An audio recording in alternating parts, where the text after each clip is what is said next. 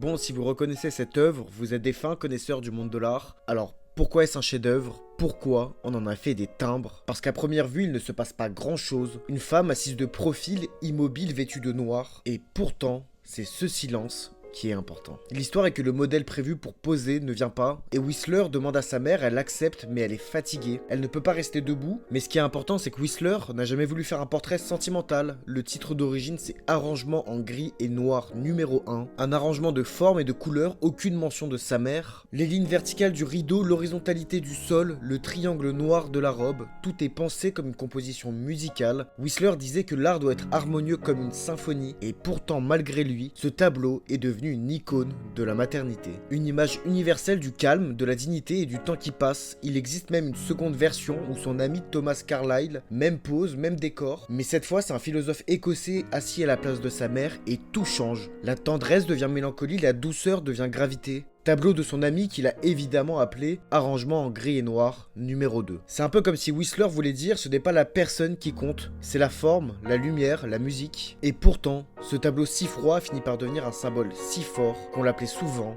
la Mona Lisa américaine. Reproduit sur des timbres, des billets et exposé comme un hommage à la dignité tranquille du quotidien. Alors pourquoi est-ce un chef-d'œuvre? Parce qu'il ne raconte rien, mais qu'il fait tout ressentir. Dites-moi ce que vous en pensez en commentaire.